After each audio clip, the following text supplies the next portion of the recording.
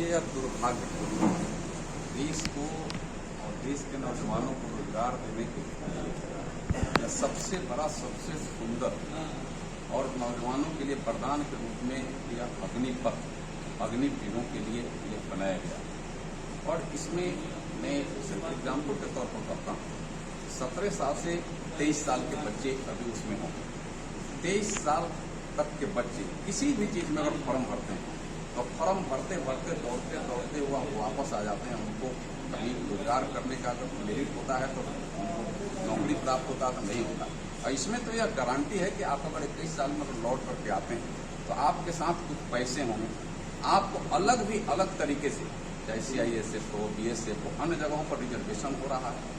देश के लिए एक सम्मानित आपका एक चेहरा हो जाएगा, क्योंकि अपने यहाँ सैनिकों के लिए हर स्तर पर लोग सम्मान देते हैं। दुनिया के अन्य देश में नहीं है, लेकिन भारत में है कि हमारे अगर सेना में कोई जवान है, नौजवान है, वह उसको लोग सम्मान देता है कि हमारे देश की रक्षा करने के लिए ये अपने समय को दिया है। और इसमें आपको रिजर्वेशन अलग से मिल रहा है, काम का रोजगार भी मिल रहा है, आप समय पर आप वापस आकर के फिर जा रहे हैं। लेकिन इसमें तो कुछ विपक्ष के बैठे लोगों को यह बच नहीं रहा और नौजवानों को गुमराह करने का प्रयास कर रहे हैं। और उसमें भी नौजवान उसमें नहीं जा रहे। आप देखे होंगे कि जहां जहां ऐसी घटनाएं हो रही है, नकाब पेश कर वह मुंह बांध करके लोग जाकर के इस घटना को अंजाम देने का काम कर रहे हैं। जिनका उम्र 32-35 है, उनको नौकरी से भी कोई लेना देना नहीं, उनको इस देश के सम्मान से खिलवाड़ करना है। और मैं एक बात कहता हूँ सीधे तौर पर कि जो देश के संपदा से खेलता है, जो देश के संपत्ति को बर्बाद करता है, वह राष्ट्रभक्त कभी नहीं हो सकता है। आपको विरोध, किसी को कुछ करना है तो विरोध के तरीके अलग बनाए गए हैं, आप विरोध वैसे करिए। लेकिन यह काम हमें लगता है कि जो प्रधानमंत्री जी ने किया है, जिस तरीका से रक्षा मंत्री और गृह मंत्री जिस तरीका से रिजर्वेशन अलग अलग क्षेत्रों में दे रहे हैं, 10% ऐसे आरक्षण हो गया। आप मेरिट में क्यों नहीं जाना चाहते? आप क्यों अपने को कह रहे हैं कि हम नहीं जाएंगे? आपको जो प्रतिस्पर्धा के लिए भी 25% तो 100 में 25 तो ऐसे जाएगा परमानेंट, आप उसमें नहीं जाइएगा। आप उसमें क्यों नहीं जाना चाहते हैं? आप उसका हक क्यों मारना चाहते हैं? आप उसके लिए प्रतिस्पर्धी बनिए अपने, और शेष के लिए 10% हो गया तो 35% तो ऐसा ही हो गया। कितने लोगों को मिलता है सर्विस, जरा बता दीजिए तो कितने लोगों का पैसे होता है? अन्य क्षेत्रों में अलग अलग तरीका से इसमें रिजर्वेशन दे करके एक तो देश के प्रति समर्पण का भाव देश के नौजवानों के अंदर आए, इसलिए भी अग्निपथ पर चल करके अग्निवीरों के लिए, और शेष के लिए 10% हो गया तो 35% तो ऐसा ही हो गया। कितने लोगों को मिलता है सर्विस, जरा बता दीजिए तो कितने लोगों का पैसे होता है?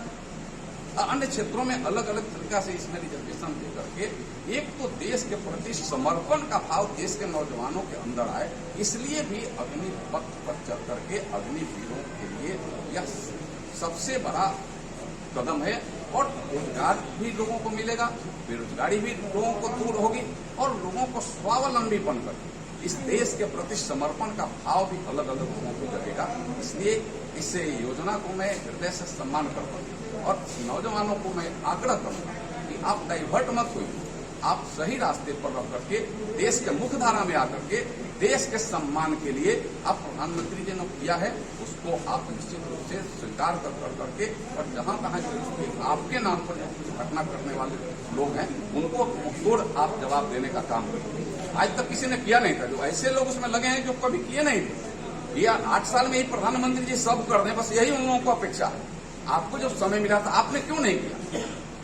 आपने इस देश के नौजवानों के लिए कुछ नहीं किया, लेकिन आज जब हो रहा है तो आपकी परेशानी बढ़ रही है। इन लोगों को परेशानी यही है कि देश साफ इतने संकट से गुजर करके भी देश के 80 करोड़ लोगों को भोजन दे रहा है, उनके लिए फ्री में वैक्सीन देने का काम किया, किसानों के खाते में पैसा भिजवाने का काम कर रहे हैं, अलग अलग तरीके से लोगों को बिजली पानी, इस कोरोना रूपी महामारी में भी दुनिया का कोई देश ना उनको फ्री में वैक्सीन दिया, ना अन्न देने का काम कर रहा है, लेकिन भारत दे रहा है।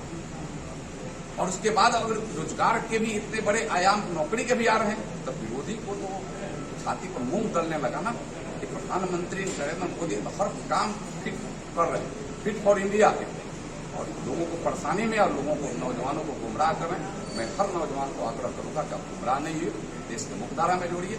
और वैसे विपक्ष में लोग जो गुमराह करें उनको भी मैं कहूंगा कि आप यह गुमराहीपन, यह देश कभी बर्दाश्त नहीं किया, यह देश कभी आपके गुमराहीपन को बर्दाश्त नहीं करेगा। क्योंकि देश भी जानेगा, पूछेगा ना आपसे कि आपने क्या किया था, आपको तो स्वयं मौका मिला था, आप तो स्वयं सरकार में थे 8 साल पहले, तो आपने क्यों नहीं किया? आपको कौन रोका था? लेकिन आपने नहीं किया। जो कर रहे हैं तो आप उसमें एक दूसरा प्लांट लगा रहे हैं।